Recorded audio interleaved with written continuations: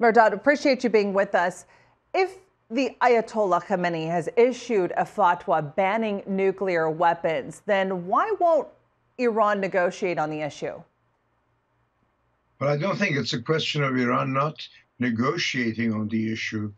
The question is that Iran says that it has negotiated, and it has negotiated with the United States and with Europe, Russia, and China, and reached an agreement. And that agreement has been abrogated unilaterally by the United States.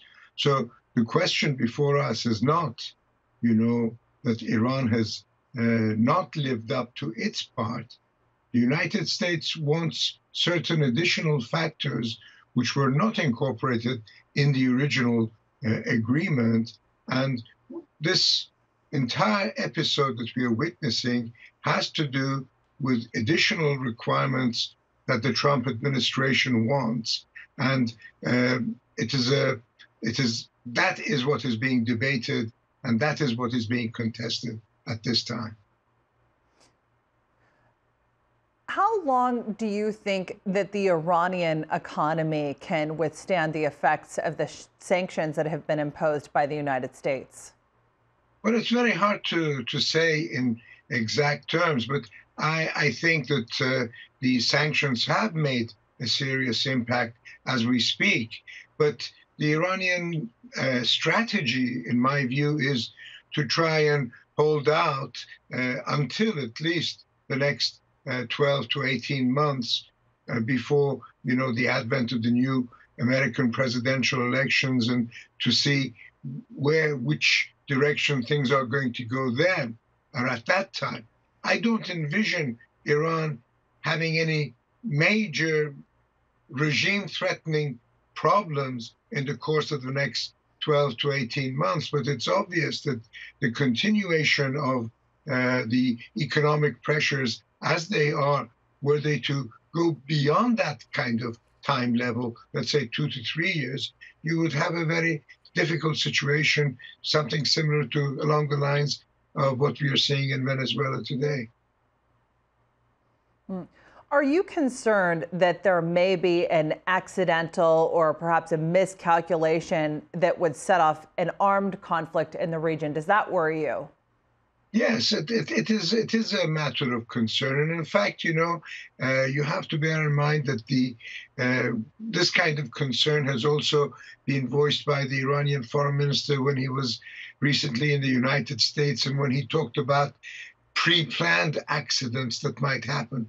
There are many people in the region who want to see some sort of conflict break out between Iran and the United States. I mean, ISIS, just to name one. I'm not going to mention, particular governments who might have a vested interest in that sort of thing. So it's very important that sort of everyone be alert in order to avoid such scenarios. The Iranian regime, in the course of the last 40 years, has deliberately walked on a very narrow edge, but it has always been very concerned that it should never cross that edge. And I don't believe that they have any incentive or any motivation for wanting to do something reckless. But nevertheless, when you have a situation of this intensity manifesting itself, it is possible for something to go wrong and for calculations to get out of hand. And this is something that is of great concern to most Iranians who fear, the outcome of an unwanted war. So the U.S. has said that it objects to Iran's, quote, malign activities in the region. Can you explain why the U.S. thinks this? Well, I mean, when you talk about maligned activities, the Iranians think that what the United States is doing is maligned activities. The fact is that Iran is a regional superpower. Its size, its population, its disposition, its historical background has always made Iran a regional superpower. The fact is that in the course of the last 20 years, Iran has been able to extend its influence in countries like Iraq, Syria, Lebanon, primarily because of failure of American policy when the Americans had gone into these places, started something, but left before finishing it, creating a But vacuum. what about the role of General Soleiman and his Quds force? Well, General Soleimani and the Quds Force are an arm of the Iranian armed forces that, runs various militias. They have been able to successfully fill a vacuum created by the United States. If the United States had not gone into Iraq, if Saddam Hussein had remained in Iraq, there was no way that General Soleimani could penetrate. Or if the civil war in Syria had not been started by the West and then let go, that vacuum would not have allowed the Iranians to fill the gap.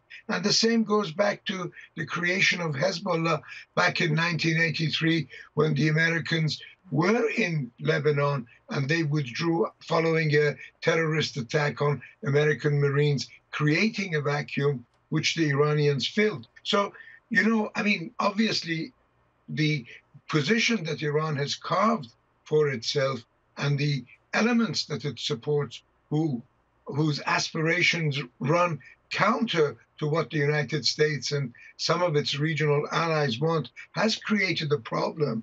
But the fact is that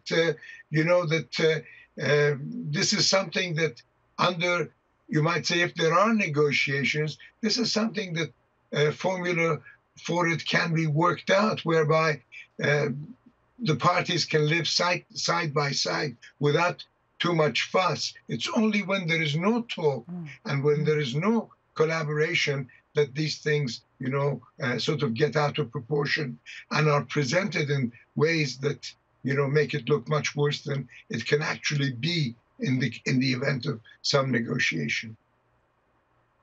Mehrdad Khonsari, appreciate you being with us. Thanks for that.